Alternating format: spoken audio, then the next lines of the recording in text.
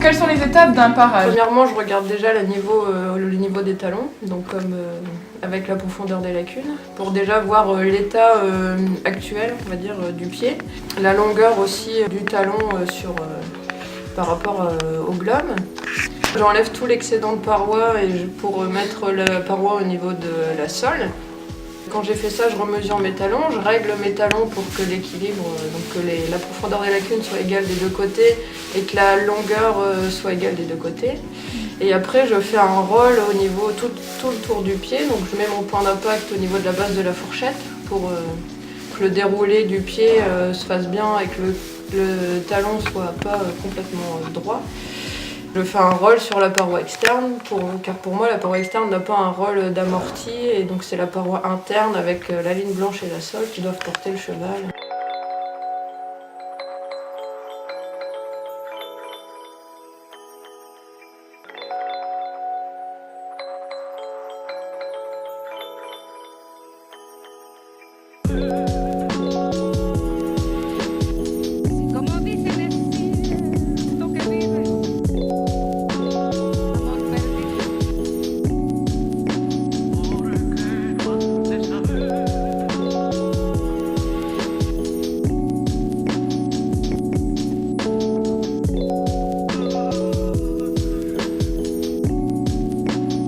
Quel est ton matériel pour les parages?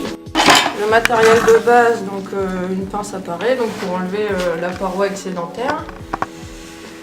Donc une râpe, donc elle me sert à faire le roll et puis à mettre mes talons au même niveau.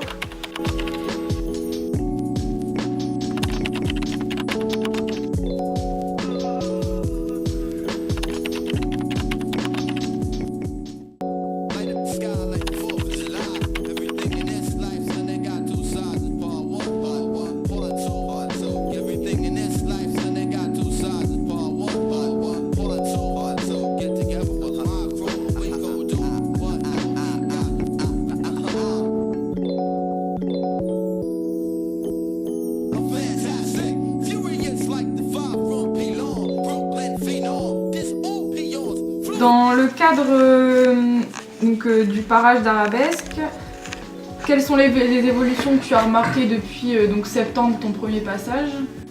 Et quelles seraient encore les modifications à effectuer pour qu'en gros elle ait des beaux pieds? Des pieds parfaits, on va dire si ça existe, qui se rapprochent de la perfection, on va dire. C'est ça. Donc on va pas essayer de faire rentrer son pied dans un modèle, mais déjà les talons ont déjà bien reculé, que ce soit sur les antérieurs ou sur les postérieurs. En fait, Arabesque avait surtout un pied en long, quoi. Il était presque rectangulaire vers l'avant. Et donc elle était sous elle, quoi. Elle était un peu les antérieurs penchés devant, donc ça commence à se restrifier. On a vu tout à l'heure que c'était pas encore l'idéal. Ça se redresse petit à petit, quoi. On avait aussi, si je me souviens bien, on n'avait pas de talons au déferrage, il n'y avait rien du tout. Ils étaient même au niveau en dessous de la fourchette, quoi. Et donc elle a repris du talon pour venir protéger sa fourchette, donc ça c'est vraiment intéressant. Quels sont les avantages et inconvénients de ce métier? Inconvénients, il n'y en a pas beaucoup, parce que c'est un métier passion, donc c'est un métier que je suis contente de faire, quoi. Le principal inconvénient, on va dire que c'est plutôt la localisation de la région, parce qu'il pleut beaucoup, et la route, faire beaucoup de route. Sinon, les avantages, toujours être au contact des chevaux, et puis essayer d'améliorer leur bien-être, c'est mon but principal, quoi. Quelles sont les qualités physiques qui sont requises pour ce métier? Les qualités physiques, musculature. Au début, quand j'ai commencé, je faisais un parage en 1h30. Je faisais 2 parages par jour et encore. Et donc maintenant, le fait de s'être musclé en faisant de la marche à côté et puis en travaillant tout simplement, je peux faire beaucoup plus de parages dans la journée. Et au niveau du dos aussi, donc c'est pas forcément le parage qui vient faire mal au dos ou faire mal au bras par exemple, mais c'est plutôt quand le cheval est dans les premiers parages où le cheval me connaît pas, où le cheval n'est pas éduqué, entre guillemets, parce qu'il y a quand même des chevaux pas éduqués. Et donc c'est surtout quand les chevaux bougent où on a des soucis, où essayer de régler, et c'est surtout dans ces moments-là où on se fait mal. Comment préparer justement le cheval pour ses premiers parages? On a un cheval qui donne les pieds, c'est intéressant. Si possible, d'avoir aussi essayé de voir si le cheval donnait les pieds avec différentes personnes. Donc c'est pas obligatoire qu'il donne les pieds pendant un quart d'heure, 20 minutes. On sait que le parage va durer un peu de temps, mais si déjà le cheval sait donner les pieds à plusieurs personnes et au moins le laisser pendant 1 minute, c'est déjà la base. Quel âge est préconisé pour la première visite, on va dire On a toujours des différences entre les chevaux. Après, ce qui est intéressant, c'est un premier parage, on va dire aux alentours de 4-6 mois. Dans les premiers parages, si je peux expliquer aux gens qu'ils peuvent sortir leur poulain le plus possible, c'est comme ça que plus tard les chevaux auront des bons pieds. Après, la fréquence à laquelle il faut passer à peu près La fréquence, c'est à peu près, on va dire, entre 6 et 8 semaines. Il y a des différences entre les chevaux. Là, par exemple, ta jument, c'est plutôt un déséquilibre qu'une pousse excessive du pied. Donc c'est surtout le déséquilibre qu'on va venir rattraper. Après, d'autres chevaux, c'est un pied équilibré mais qui va pousser très vite. Après un déferrage, quelles peuvent être les astuces pour fortifier le pied? Laisser le temps au cheval déjà, de voir comment le cheval évolue. Pareil, je ne conseille pas non plus de ne pas le monter pendant 3 ou 4 mois, selon le cheval. Après, il y a des produits naturels qu'on peut donner pour fortifier les pieds. Il y a des produits qu'on peut mettre dessus, surtout en cas de pourriture. Donc des produits naturels, souvent qu'on peut faire soi-même, qui marchent très très bien. Et le principal conseil, c'est de sortir le cheval, on va dire sur le macadam, parce que c'est une surface plane, qui va renforcer le pied et qui va le solidifier, quoi. Quelles sont les alternatives possibles au fer? Donc c'est une chaussure en fait pour le cheval, c'est rien d'autre. Donc on va venir lui mettre avant la balade ou avant l'épreuve. Celle-ci, elle peut se modifier derrière, donc on est sur une semelle assez souple. Donc le cheval ne ressent pas les petits cailloux, mais va quand même ressentir les gros cailloux, ce qui va permettre au pied de se modifier et de pas impacter le cheval. Il y a des semelles qui sont complètement dures, donc celle-ci, ça va vraiment être pour, on va dire, de l'endurance, où le cheval, c'est intéressant qu'il ressente moins ce qui est en dessous du pied, quoi.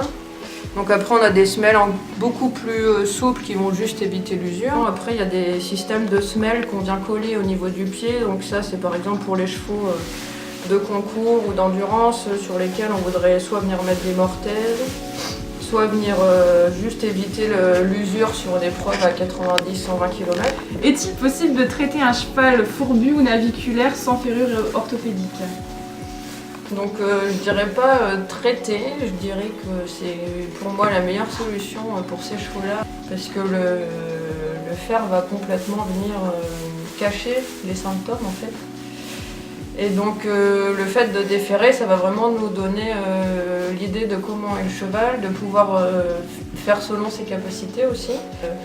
Comment dire, sur le cheval fourbu par exemple, on va le mettre dans le confort, donc avec des chaussures, on met des semelles dedans, avec des choses à coller ou autre. Le cheval naviculaire, on va venir lui faire travailler l'arrière du pied si on peut aussi avec des semelles, on va le mettre aussi dans le confort. Et on a des belles évolutions sur ces chevaux-là.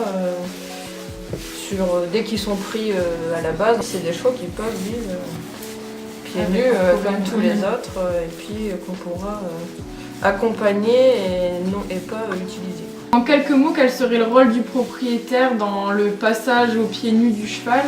Le propriétaire va pouvoir avoir un impact direct sur son cheval, quoi, et c'est vraiment son implication qui va faire que le cheval va évoluer le plus rapidement, quoi. Les propriétaires qui vont aller marcher leur cheval tous les jours sur le macadam vont avoir plus d'évolution dans les pieds que des propriétaires qui s'investissent moins.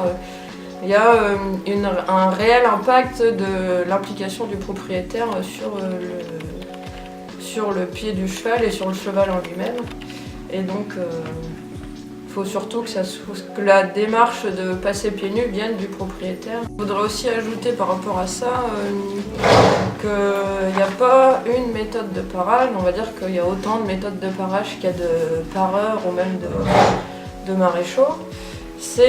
il faut se renseigner sur la personne qu'on va faire venir, sur sa façon de parer. Donc il faut demander les points de base ou les points de repère que la personne va utiliser. Il faut se renseigner aussi à côté maintenant avec tous les moyens d'information sur les différents courants de pensée pour déjà savoir avec lequel on est le plus d'accord nous en tant que propriétaire. Pour conclure, ne vous bloquez pas à l'appellation de la personne, qu'il soit maréchal ou podologue, pareur, pédicure ou je ne sais quoi. Dans tous les cas, comme dans tous les secteurs d'activité, il y a des bons et des mauvais des deux côtés.